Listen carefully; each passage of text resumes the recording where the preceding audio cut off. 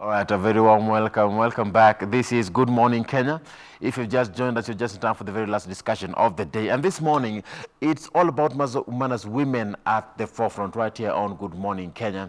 I'm joined by one lady who has quite a rapport. If you just get a look at what she has done. Before we went on there, alikuwa anasema that she feels too old. Well, that is for her to say. I'll be introducing her in a bit, but remember to keep the conversation going on our SMS line 20154 is the number. Start with our channel 1. Tell us your name and where you are watching us from. On Twitter, the hashtag is Good Morning Kenya. Tag me at Ram Aguko, my colleague's handle at Jane Mbure, and the official station handle at KBC Television. Well, this morning I'm joined by Njeri Mbure Ngumbi. She is the African World Heritage Youth Forum Kenyan representative. Karibu sana, Njeri. Thank you. She is also a social media strategist, photographer, television journalist. Tutaendelea kusoma bado. CV bado. The list is too long, but welcome back. Thank you so much. Thank you for having me. I don't know how long you've taken, in this field of journalism. Yeah. But I love your mantra. Be the change you wish to see. Every day. What made you pick up that? I think looking at the way life is, every day I believe that it's a new day to make new changes, new opportunities. And for me, I'm always thinking, okay, we see so many things going wrong, but we are so easy to complain about them, but we never think, what can I do about it? And so for me, I always think that if I go by the mantra, be the change I want to see, is I can be able to make a positive contribution to anything I see that is wrong, I can be able to just either do something either by word of mouth or just by action, but just, just be the change you want to see. I think people like complaining too much and doing nothing about it. Yes, and we think that is someone else's job. I'm like, you know what, Ram, you fix it. But really, honestly, most of the solutions we have are within ourselves. Even just as Africa as a continent, Kenya as a country, the problems we created are inborn, right?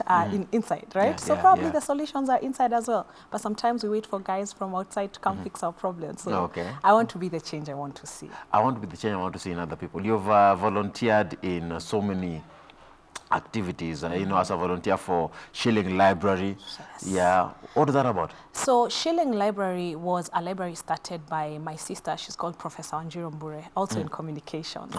And so the idea behind Shilling Library was children could come with one bob. It's based in Kiambu. So when they come with one bob, they get access to borrowing books and they can be able to read for the day.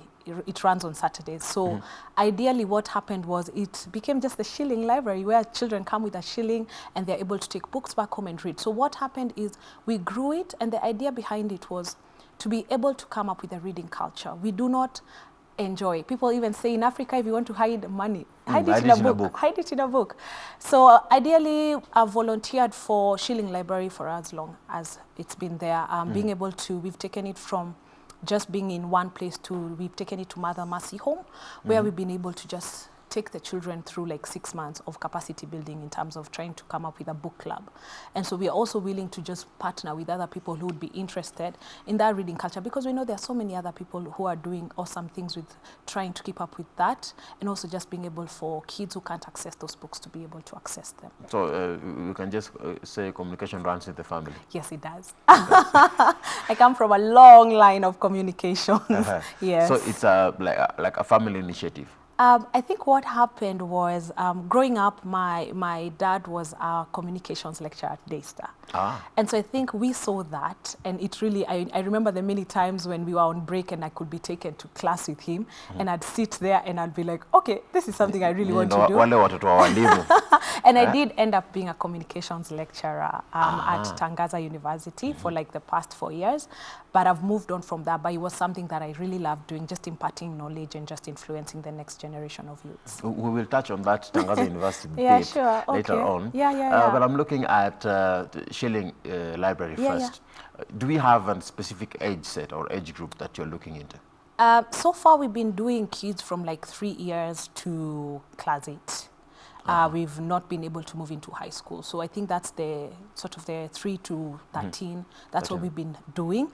But we are also very much open to moving to a larger group. So it means you want to trust that starting from the tender age that someone is, developing that reading culture from a tender age, you can be able to build them up in terms of, you know, who they become in future. Exactly. All yeah, right. yeah, for sure. That's for sure, yes. And I'm looking at what you've done, because you focus on cultivating the reading culture in Kenya, and you said if you want to hide something, hide it in a book. You are we can say digital storyteller. Yes. Right? Yeah. So we're talking about you putting that into the books that are there through photography, through, being a mentor to even these young people that are there. And you have the Young African Leaders Initiative. Yes. It is there. So why focus on the youth? Why focus on the young people? Because now we have the Young Leaders in Young African Leaders Initiative that you're also trying to build up from. Yeah.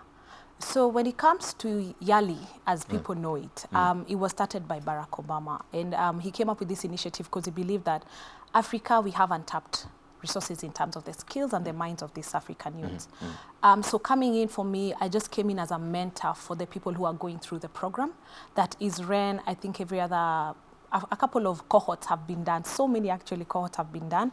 And ideally what I contribute for me is I give myself as a mentor available to anyone who would be able to choose me to walk them through the leadership journey and to be able to either come in to tap into my communications or my culture and heritage skills and just be able. And I feel like going on with what you're talking about, I feel like Africa, we have so much potential. I feel like for the longest time we're known as the dark continent, you know, but right now more people know that there's a lot to tap from where we are. And I think coming up with just leadership journeys that we can be able to mentor people is great. I know back in 2015, I think that was when it was launched by the President Obama here in Kenya, when he came to visit. So you picked it up from there, you know, getting into the YALI, and how is the response, you know, from the ground? I don't know, ground na different. You know? But how is the response now from the ground? The young people, are they coming up to be readers, to be leaders, to be mentors, the way you are, you know, envisioning yourself to be? I think from the ground, what I've seen is guys say that we do not share our success story. I do not know how Ram got to where he is today. They see the end results, but they do not know that there was a process to get to where you are. So one of the responses I've gotten from the ground is, youths want to know, how did you get to where you are? And it's never an easy journey, to be honest with you. I feel like the most of the books we read about successful people, we're always looking back at them like, for real, you went through this, you know, when you're reading and looking back at them. And I feel that maybe that's what on the ground, but we'd also probably just be very honest with them about the journey to making. Trust the process. You can't wake up tomorrow and you'll be an overnight success. It doesn't work like that. Lucky you if it does, right? We are a microwave generation. Yes, we are, unfortunately. But it takes time. It does, yeah. Being the founder of Each One Teach One. Yes. Huh? Yeah. Tell us about that. Each One Teach One network. What is this network all about? So the Each One Teach One Youth Network came up from, in 2016, I was chosen to go to the first Anglophone Africa World Heritage Youth Forum. So we came out from 24 African countries, all that speak English. And ideally what we did was get together, and where they took us was Robben Island. So we thought we were just going to visit Robben Island. There's a lot of history in that island. Yes, absolutely. It's amazing even. So what they did is they made us stay there in bunk beds, like boarding school. And what happened was you really share what Nelson Mandela went through, because we showered in the same bathrooms that those guys showered in. So the Each One Teach One came from, it was inspired by when Nelson Mandela and his comrades were working in the lime quarry at Robben Island. They actually decided that, imagine, the uneducated can't stay the same way they came in. So what we are going to do is that we are going to share the knowledge that we have with them. And so all of us, by the time we are living here, we'll have some sort of knowledge. And so the idea came from Each One Teach One. So when I came back home, because we were talking about culture and heritage, and to be honest with you, these were new things to me. Yes, I'd heard about them, but the information I learned was in-depth. It was so much, and I was wondering, okay, if no one taught me this must mean that there are so many other people. So I did a small survey around my friends, trying to find out, do you guys know about this thing? They're like, no, but then we have no idea what you're talking about. So I decided, okay, you know what? How about even I can teach one? You know, so I created Each One Teach One as a youth network where we are able to come up with opportunities. most of the people say, I don't know where to get X and X and X. Can we create opportunities for the youths to be able, number one, to tap into information? Can they be able to tap to the many opportunities that are available for them and they would never know, you know? Yeah, so that's where it started from. So it's, you know, coming in from the idea, you know, my people suffer because of lack of knowledge. Yes. So knowledge comes from each one, teach one. Yeah. So let each one of you teach them. Exactly. I like that. Absolutely. I like that. And I think people need to find out how they can be able to reach this network. Yes. Yeah. How can they get it on social media? So we have it on Facebook. That's our biggest platform. So it's called the Each One Teach One Kenya, and we will send it out to them. Yes, so there you can find how you can contact us via email or through our number, and just be able to reach out and see how we can generally help you in terms of anything that you want. Is it information? Is it how we can build a network? Because building networks is one of the other things. Now let's talk about information. Yes. And network. Yeah. And you know, knowledge, because knowledge is power. Each One Teach One is all about, you know, getting people to have that self-awareness with regards to the different areas of interest that they have. Now, let's speak about these different areas. What areas does the network touch on that, you know, can give enlightenment to the youth or the person who is interested in Each One Teach One? So at the moment, what we have is just generally raising awareness of, number one, heritage and cultural issues and opportunities in that sector as well. Because we have a couple of scholarships that are there. We have a couple of upcoming conferences that are there. But we also have people being able to just find out, can I get a mentor? I'm in certain field. Maybe I want to do law. Can I be connected to someone who's already in the legal field who'd be able to guide me in the right direction, career guidance sort of kind of a thing. And just mentoring, working with people in their daily life. I feel like in the future of Each One Teach One, we foresee us taking a role of how can we curb unemployment in Kenya. We do know that unemployment is at an all-time high right now. We understand that we are called to be the change that we want to see. And so how then can we create soft skills for the youths to increase their employability or even just empower them to be entrepreneurs, start their own businesses and employ other youths. Wow. Yes. And, you know, looking at the rate of unemployment is one of the leading, you know, challenges that we have in the country. Yes. At least we can be able to curb that. Yeah. Speaking of heritage, so let's talk about heritage conservation and you know, preservation as it is in the country. How do you see it? Do we, as Africans, and not just as Kenyans, as Africans, do you appreciate our heritage? Most people, you know, tourists come and they tell us, you know, hakuna matata, things like that. Do we appreciate our own heritage? Yeah. To be honest with you, the way heritage has moved, we as probably Kenyans and Africans in general, we used to look at heritage as being the traditional part of it, right? We looked at the ways our grandparents lived and how they wore as part of our heritage. But the way the world is moving today, we've come to a place where heritage is now moving to pop culture. Yeah. We have the youth now creating their own quote-unquote heritage. And I think coming from the area of heritage that I come from a UNESCO kind of built heritage, where we look at heritage being something that is of outstanding universal values. In Kenya, we have 7 of them. These are just sites that UNESCO has identified that have outstanding universal value. We have, for example, Lamu. We have the Kaya Mijikenda Forest. We have Lake Turkana as one of them. So I think how we understand heritage, there's a gap between how we understand heritage and what heritage is defined as when we're looking at it from the broader UN sector. I'm aware that you also attended the UNESCO World Heritage Committee, Committee. Yes. And to present the African Youth Declaration on Heritage. Yes. So so what we did at Robben Island was, because it was the first, and there was a Francophone one and a Lusophone, a Portuguese-speaking one after us, because you're the first ones, you had to come up with something strong. As you said, you're Ngumu. Hawezi angusha. You cannot fail yourself. Exactly. So you came up with something. Yes, we came up with a working document, so which is the African Declaration on World Heritage, Youth Declaration. So ideally what we were asking for, we wanted to ask for sort of tunataka discount when we are entering these sites, and so much more. So anyway, coming with that document, I presented it in Istanbul at the World Heritage Committee. This is now the broader, all countries coming together. And just this is what we were telling them. This is what we want as African youths. We want more employment from heritage sites. We want more opportunities. We want the local people to be sort of considered when the jobs are coming up. But also this year in 2019, I was able to attend the fourth one. So the fourth one brought together all the Francophone, the Portuguese, and the Anglophone in Addis Ababa. And ideally now what we did from that is we are moving to 2020 where we are coming. There's an African program that is coming that is hoping to create more jobs out of heritage and culture for African youths. And so that's what now I presented on when I went to Azerbaijan in July. In July, this year? Yes, this year, yes. You don't preach on and drink wine? No. I'm very observant. I'm looking at your earrings, yes.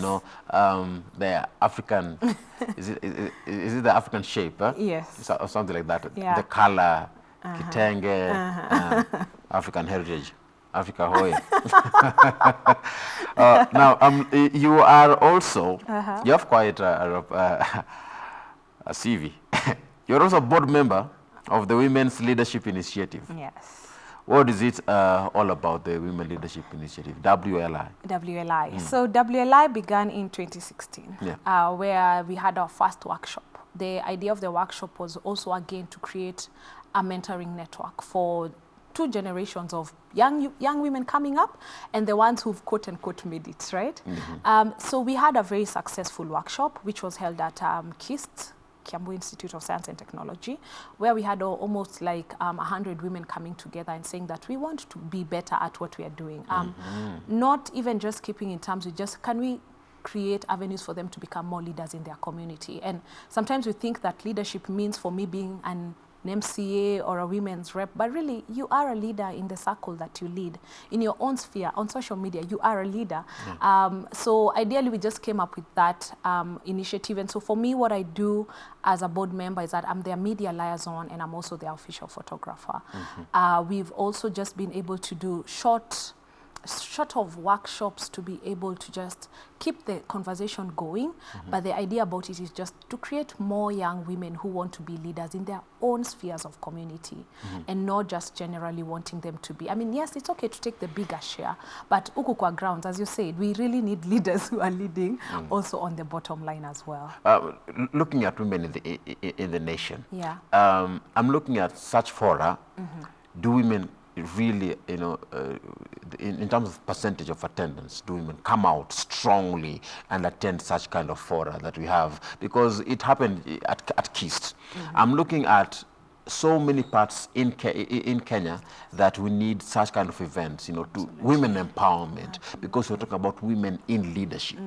How is it in terms of the the percentage rate that women attend such events? So one of the things that happened, the reason it happened at KIST is because charity begins at home. Coming from Kiambu County, we really wanted to set the ground rolling from where we are. And I totally agree with you that we need to move this conversation from just there to now moving it to even bigger channels. Can we move now to the next county? But we'd also, as you're saying, we also need women to come up with, as you're saying, do they really come out? To be honest with you, it's a hard one to take. I feel like coming from a background where some communities have been very chauvinistic, and it is okay, it's our culture, there's not much we can do about it.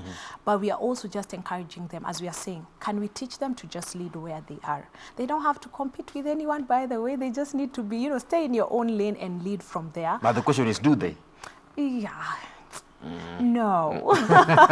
We are trying to make them too, but they're not willing. They're not as aggressive as I would say to come out. And maybe because of the history that comes from leading. Because I'm looking at the debate that has been going on in Parliament in Kenya about the two-third gender rule, and it is quite interesting that at some point some women leaders are complaining that, hey, women are divided amongst themselves, in leadership. They don't speak one language. But time will tell if at all we will. Do you see that at some point women will be at the forefront in leading this nation? Wow, that's a long ball shot. Not that, I mean, just because it's difficult doesn't mean it's impossible, right? But definitely we will take a couple of years to get there. But we will get there. You know what? I mean, we've seen countries like Rwanda having over 50% of women in their parliament. Yeah. So it is a long ball shot, but we will definitely get there. Maybe not this year or next year, but at some point we will. It may be difficult, but not impossible. Yes. You've done photography for WLI. Yes. And so far, you know, we can say that your photography is top notch. Well. Thank you. we'll be taking a look at some of her photos in a bit. We'll be running them as we have this discussion. And this what takes me now to yet another phase. Social media.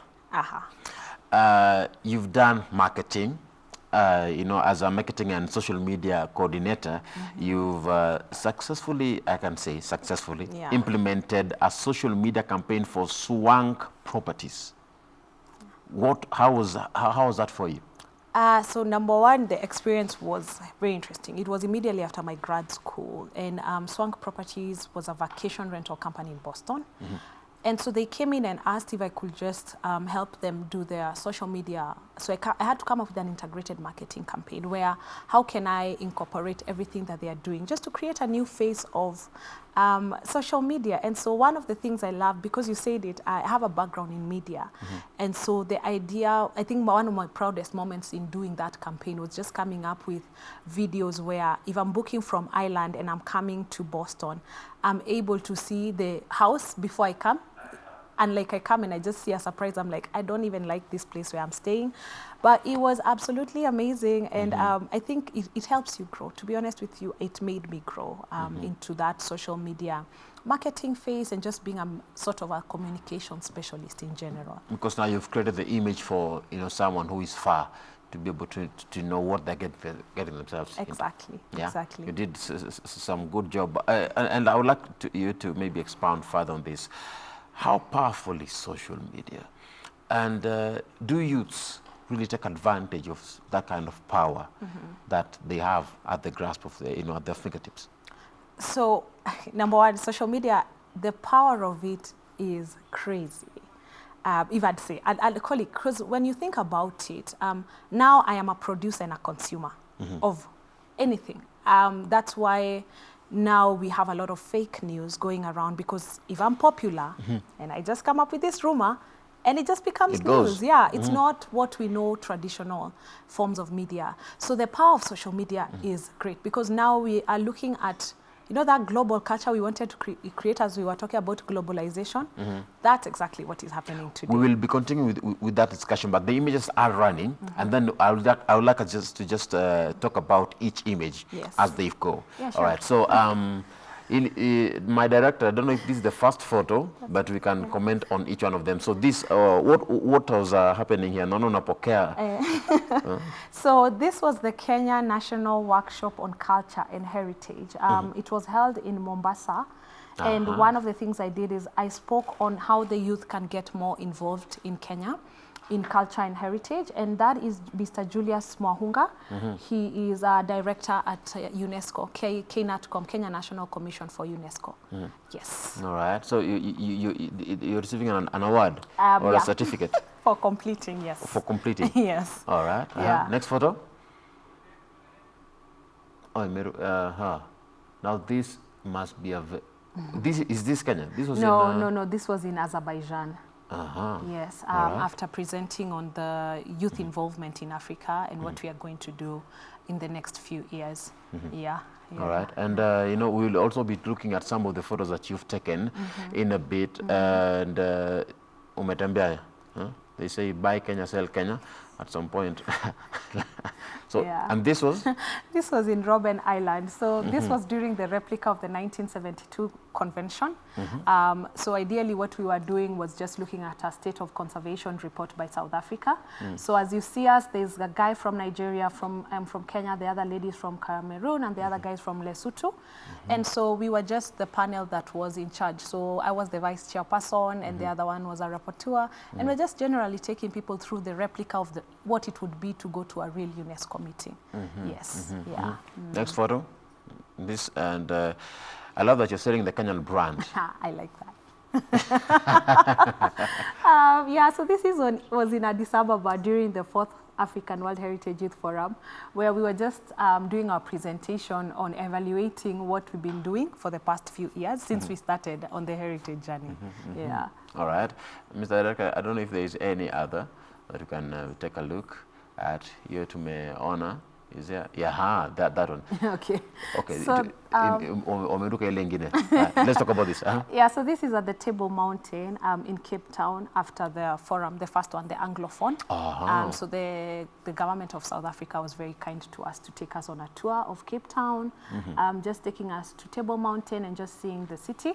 After, I think we can say successfully completing, that was our prize. Because yeah, I'm also looking at, international relations, building connections between one government and the other. Through this, I think can that be achieved? Yes, absolutely. We had the Kenyan ambassador to South Africa coming for the opening of this event, and I remember he was saying the same things you're saying. This is so awesome. When we see you guys striding, we are very proud. Yeah. All right. Next one. So this was during the Kenyan one, the Kenya National Workshop on Culture and Heritage. So we went to the Kaya Mijikenda forest. So this is a Mijikenda elder. He's actually the chairperson sort of the group, and they were just taking us through what they do, because the Mijikenda forest is actually protected by the Kaya elders, which is pretty amazing. They take it upon themselves, but then they don't even want to be paid. They just want to be able to just take care of what is theirs, because it comes from a long generation of Mijikenda elders. Yeah. I love the Mijikenda. Their culture is quite interesting. What do you think about their culture? And I think this is one of the elders. Yes. Yeah. In the Mijikenda tribe. It's interesting because one of the things we couldn't do is enter with a head wrap, and we couldn't enter with shoes. As a woman, or as a woman. And even the guys couldn't. So we had to take off our shoes as we were going in. And I was like, this is so, because they consider it a very sacred place, And as you're saying, people look up to being a Mijikenda elder. We don't have that anymore in town. Someone is telling you, I'm being mentored to become an elder. And I think that's pretty amazing. Yeah. All right. Speaking of that, let's talk about Kaya. Yes. How was your experience for you in relations to Kaya? Wow. So number one, I was super excited to have gone to our Kenyan World Heritage. It's protected by UNESCO. Yeah. And so because we've always seen it, and it's big, it's like acres and acres of forest that is protected by these people. And even when they were talking to us about a culture, I remember they have a place, it's just a wooden structure where they keep food for the evil spirits. When the evil spirits are coming to attack you, they see food, they get confused. So that's nice. I was like, I didn't know evil spirits could be confused by food. That's what I'm wondering. Any chakula inachanganyisha mtu sana. Yeah, that was very interesting. That's fascinating. Yes, and they have those mud huts that you enter and they just see how they live and the way they make their food. And they danced for us, by the way. They did. They danced and we joined them, and it was such joy. They are such warm people to welcome us. To welcome. And at some point, you left an impact when you were there. Yes, we did. We did plant lots and lots of trees. We definitely wanted, when they see those trees, they'll remember that the second cohort of the Kenyan National Workshop on Heritage and Culture was able to do something for the environment, just becoming more environmental. We don't want this story of we are not climate friendly to continue. Yes. Looking forward to, getting another Wangari Maathai. Yes. That would be awesome, by the way. Yeah? Yeah. Seems like I've hit a mark there. Okay. Now, back to what we were talking about earlier, before we were looking at the photos, social media. And you were saying that, social media has power that, at some point it is not yet maximized. So how can youth maximize on that? Because photos like this, once they go there, it leaves memories. And I love how Facebook normally gives us reminders. Yes. Memories. How is it for the youth? How can we tap towards, maximizing the power of social media for our advantage? As a coming from you, Yes. as a photographer, someone who has done it for years. I think when I look at the power of social media, as you're saying, when you're talking about the memories, I just remembered how sometimes I see my memories and I'm like, man, I was dumb.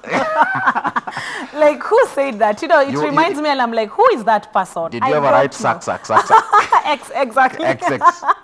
Yeah, I look back and I'm thinking, my God, who is that person? But the funny thing is, you're very right. We need to use it to our maximum advantage. How can I market myself in terms of what I'm doing? How can I be able to maybe meet with you and be able to talk to someone else about, hey, have you seen Ram? He can do this and this and this. Yeah. So it's a great place to network, number one. Number two, I feel like it's a good place to positively influence, because unfortunately, the same social media has very many people influencing negatively. But how about we use the same social media to influence positively, make a difference? As you're saying, it's a global platform where someone from New York can see my post, someone from Israel can see my post. You're typically selling yourself to the world, So I think that we can be able, number one, to just network upon, use it to network ourselves, use it for positive impact. And just number one, just use it for the right reasons. I always look at it and I'm like, man, all the things I could do with it and I choose to, But it's also created a lot of awesome comedies. We look at the memes and we go crazy. During the tough times in Kenya, we're always laughing. Yeah, so, Kenyans on Twitter, KOT. we know how to come through. Yes, we do. We know how to come through. But I still remember Ifikie Wazazi. Yes, I remember. It wasn't. That hashtag, Yes. So we are using photography still on social media. But that is now on the flip side, Yes. on the negative way. Yeah. So at some point, social media can be hazardous to you as a photographer if you don't know your lane. Yes, exactly. That's correct. That's right. Yeah. Right? And I think what happens with, like, when you talk about Ifikia Wazazi to me, it reminds me of the levels through which we go through for validation. So I remember looking at those photos and thinking, oh no. But you're right, a professional photographer took those photos. Yeah. And so by the time you're posting and you're seeing your post, even as they grow, you've also seen your social media growth. I always go back to my first photos and I'm like, okay, they weren't even as good as now. But you're right, you could easily end up on a negative, the flip side of just positively impacting. So it can go either way for you. It can go either way. But I think just being cautious with what are the policies, But also if you care Wazazi, just imagine someone who did not know that was happening and it actually was used for, can you see what the children of today are doing? If you look at yourself, the photos you're taking now. Yes. And back then. I don't know the first photo, which year. You don't want to talk about my first photos. They were bad. They were bad. How do you see yourself, across that journey? So you say that I remembered the first photo, like when I decided I love this, I'm going to make it into a passion. I bought a camera and my first photos was for a family. I'm telling you. And they paid me. I know, I feel like I stole their money. Because I looked at those photos. Yani someone paid for these photos. And then they called me at their home at night. And because you're new, hata uko na lighting. Manze, the shadows were crazy. Yeah. And so when I look back, of course, I'm embarrassed, but that is what made me who I am today. If you have to, again, trust the process, go through the process. If and that embrace doesn't happen, the mistakes. Exactly, embrace the mistakes. I've grown from that person to who I am today. It takes a lot of practice, but the more you do something, the better you become at it. So, and not giving up, and do not compare yourself. I remember when I was starting out, some people could come and tell me, we're in the same industry, they're like me, I want to become like so-and-so, I want to become like so-and-so. And I'm thinking, no, I want to become me. I want to create my own brand. I love that. And I want to be original, exactly. Yeah, so I think just focus, just keep your eyes on the goal. Focus the camera. Yeah, exactly. Lights, camera, action. Kama ni mbaya mbaya. Very mbaya. And there are days that are not good. Even today that you've become a professional, there are days I look at my photos, I'm like, what was going on? Kwani nilikuwa nimefunga macho?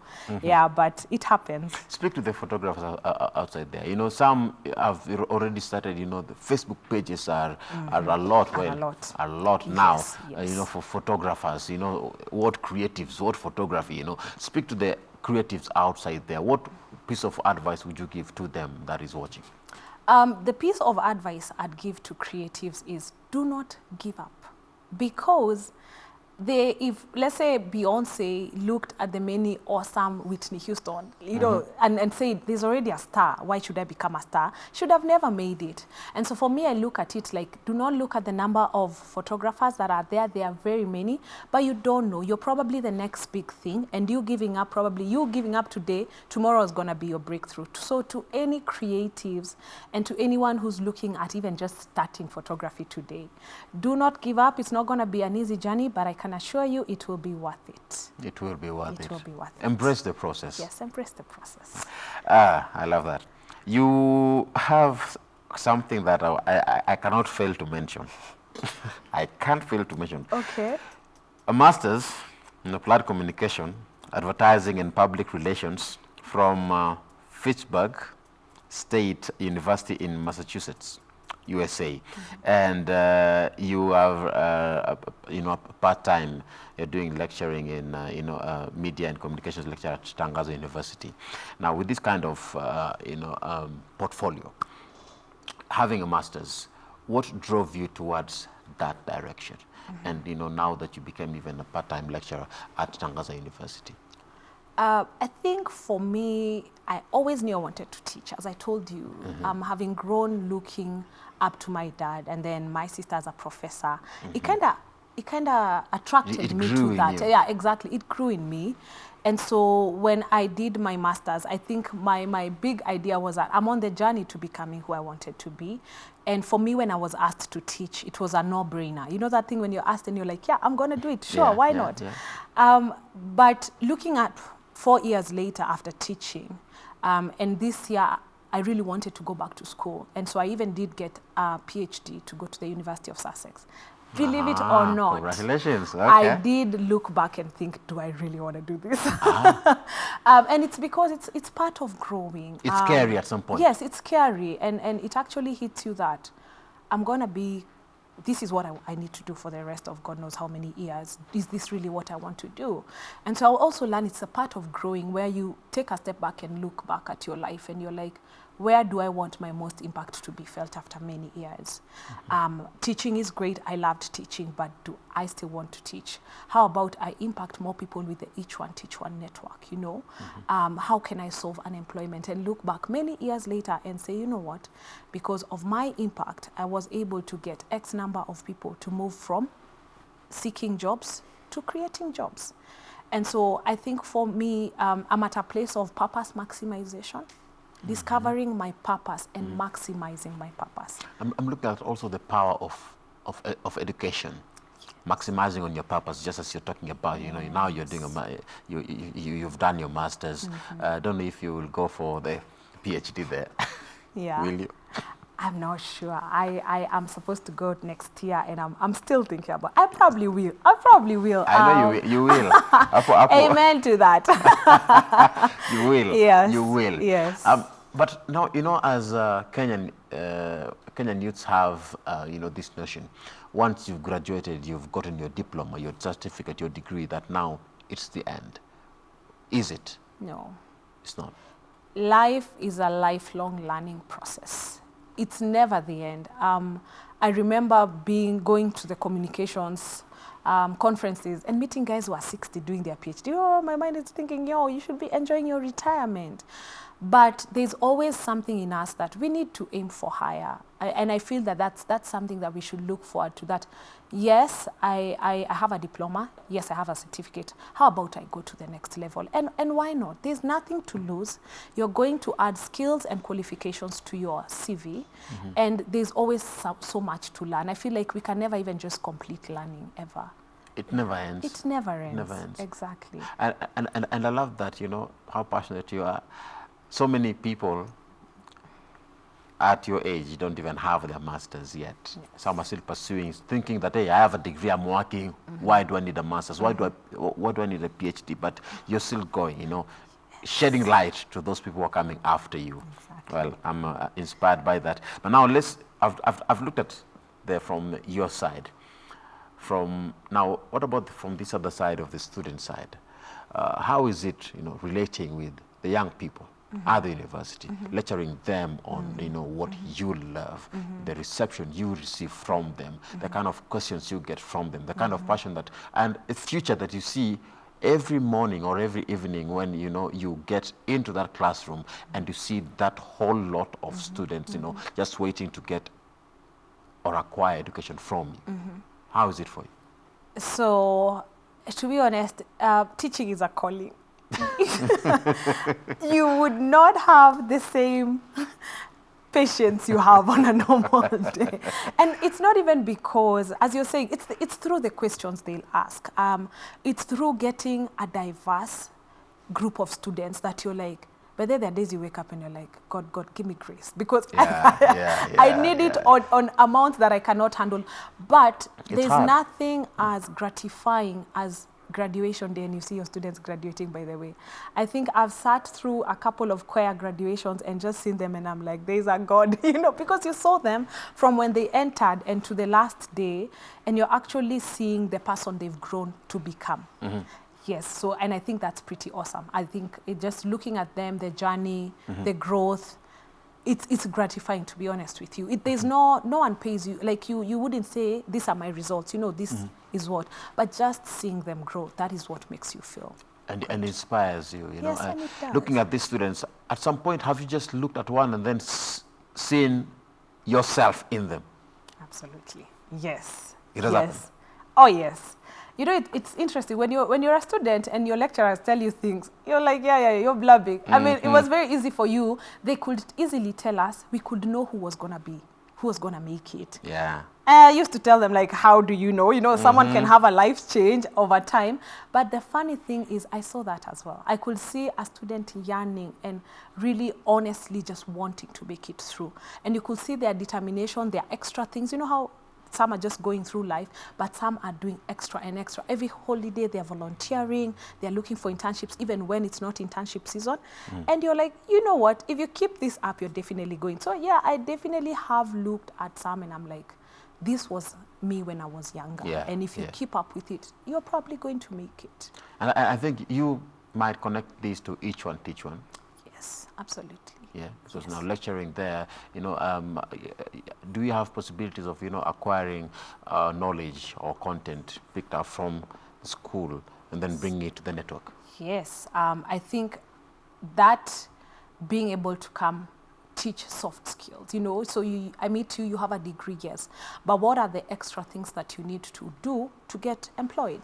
So you end up having to, each one, like either yourselves, you're able to teach those skills, or you're able to connect them with someone who'd be able to help them acquire those skills. So definitely there's a very big connect between teaching and each one teach one. But you're leaving teaching? Yes. Why leaving?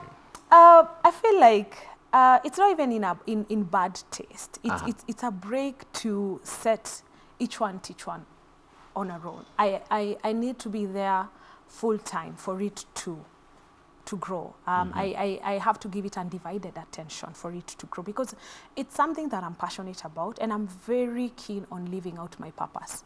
Because I believe if I'm not living out my purpose, I'm just meandering on earth. I feel like we all were created for a purpose, and if you're not living out your purpose, you're just meandering.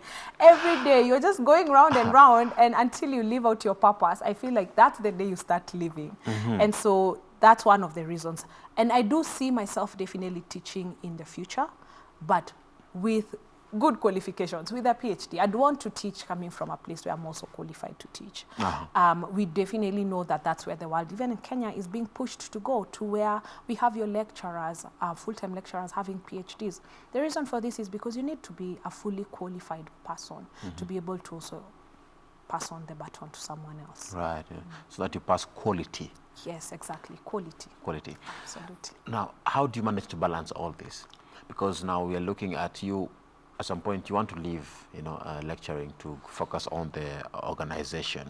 Now, how have you managed so far, and how do you see yourself managing it now, moving forward? So I think with managing, I look at stages in life. Where am I now, and what do I need to prioritize at this moment? And I think that's how we got to where we are today, where I'm looking at teaching as a previous career and looking at shifting to founding each one teach one as a full-time career. Just being able to prioritize what is important to me at this moment. And as I said, what needs my full attention at this time. It's not easy, I can tell you. I sit and research so much till my head hurts, and I'm like, you know what? I'd rather go the easy way. Let me just do what I'm used to do. Let me just teach. Let me just, let me just do photography. This is what I'm used to. But nothing good comes easy. And so I have to remind myself every day. Would you say like being a lecturer is like going back to being a student? Yes, because of the learning that you have to do. Because you can't have students asking you questions and you don't know the answer. And sometimes you will not know the answer. And I learned the beauty of it is just saying, I will answer this next time. Because you have to go back and read. But you're right, it's like being a student because you have to do so much research. Or giving it as an assignment. Yes, yes, oh yeah, that's me. Because you asked that question, now I will tell you to come with the answer next time. Exactly. Yeah, but you have to do a lot of reading and a lot of research, and you end up living the life of a student. But I love academics. I feel like it's my thing, so I don't mind it. I love it. Yeah. Well, I'm aware you. We talked about YALI, earlier, the Young African Leaders Initiative, but I want to talk about what happened this year when you joined the African Youth at the fourth. At the Fourth African World Heritage Youth Forum in Addis Ababa. And, you presented the African youth involvement in heritage at the UNESCO and the World Heritage Committee in Bagu, Azerbaijan. How was, that experience for you? I'm looking at the impact it made in yourself as an individual, building up to your vision and your plans. So number one, coming to Addis in, I think we went in April, May. So we were 36 countries. Yeah. And number one, I have to say, it was so interesting when you sit with people in African countries that you've never, ever imagined that you'd sit on a forum. And so when we have French speaking, English speaking, and Portuguese speaking, it is like the most funny thing because number one, there has to be a translator. It was done in English, but amongst us, we had to get someone to translate. So for me, what happened was trying to get the views of these other people and what they think. And so coming up to that whole experience leading to me, by God's grace, to take everything that we did in Addis Ababa to Baku. So for me, that was an honor, to be honest with you, because anyone from the 36 countries would have gone to present at the UNESCO World Heritage Forum. But when I got that request, can you come and present to us in Baku? Number one, I was like, as a what? I don't know where Azerbaijan is. So I had to go to the map and check, and I'm like, it's like next to Russia and Armenia and Georgia. I'm like, I have no idea, but I'm going to go, And so when you go to such a global platform, as you're saying, for me, it speaks to who I am. I sort of believe that it kind of speaks to, I can be a leader. I am encouraged that I can lead. And there's something that I need to sort of understand leadership from. When someone tells you, I can see something in you, it kind of just speaks to who you are. And that's what also we would like to identify with each one, teach one. When someone comes in and we can see leadership skills, why not tell them that we do see growth in you, we see leadership skills in you, and we want to hone that as well. So I feel like that, for me, made an impact of honing my leadership skills, making me understand also my potential in heritage and culture, and trying to move that conversation forward.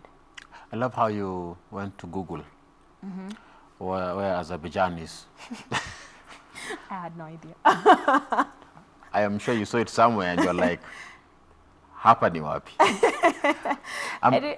But I'm looking at that in yet a different scope altogether. Yeah. Because sometimes there are some opportunities that can be given to us and we see them to be so big that we miss them, that we just don't get them and grab them and maximize on these opportunities. How can we be able to face that kind of a challenge? You're right. You could actually, for me, I was there for a whole week. And all that could happen, because I was presenting on Friday and leaving on Saturday, my mind was going to, Friday inafika. You know how your mind, you're like, okay, Monday, Tuesday, Wednesday. And I think for me, I just reminded myself over and over again, they did not do a mistake by telling you to come here. They've seen something that you can do. So you better stand up to the occasion. You know, I kept talking to myself. And even on the last day, I remember this was so funny. So you know how you create a PowerPoint presentation? And there's this guy, he's called Dr. Jopela from the Africa World Heritage Fund. He just looked at the presentation and removed all the words. But then he said, I know you can speak. So I'm going to take out the words and leave the pictures on. He removed everything. The words, yes. And left the pictures. Words, and exactly. left pictures. And he's like, you got this. He didn't check you. And you know what time he did that? Like 4 minutes to the starting event, which was at 1 p.m. Maybe in Geisha. Exactly. So, you know, you're mumbling and mumbling. You're like, wow. And he said, you did great. And so he said, people didn't come here to read the PowerPoint. They came here to listen to you. I was like, man. But he did that 4 minutes to 1. And I was going crazy, but it went well. I felt like I was fired up. You know, when people come to say hi to you, they ask you, is your business card? You feel really good. I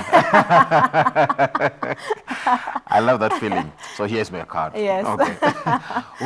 When youth sometimes miss these opportunities, you know, I'm looking at certain areas that someone has had to decline offers, saying that, hey, I don't think I'm qualified for that, so please give it to someone else. I don't think I fit that portfolio, so please give it to someone else. What would you advise someone who, you know, gets proposals, you know, gets, inquiries from people, you know, you get invitations from people, attend this event, speak at this event, and then they have to decline such kind of things, saying, I'm not qualified. Yes. Number one, I think believe in yourself.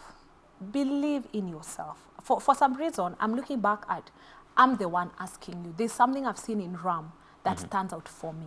And so by the time I say, take up this job, take up this presentation, there's probably something I've seen in you. So you are the one now who needs to believe in yourself and to raise up to the occasion. Because ideally, I feel like it would open other doors that you've probably never imagined. And so if you don't, maybe it's the one that needs to take you to the next adventure in your life. But you said no. And so now a couple of doors have closed because you said no. So I feel like believe in yourself and always believe that you have what it takes. Without a doubt, you have what it takes. You have what it takes. You have what it takes. That one goes out to everyone there. Once you get an opportunity, grab it. Huh? Yes.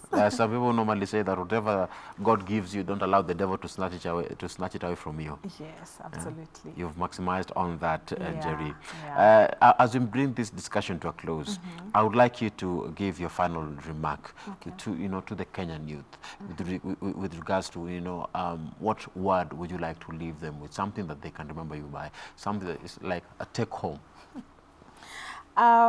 I think the take home for me for Kenyan youths is life is hard. It is. Life is so hard. But wake up every day, wake up, show up, dress up, and never give up.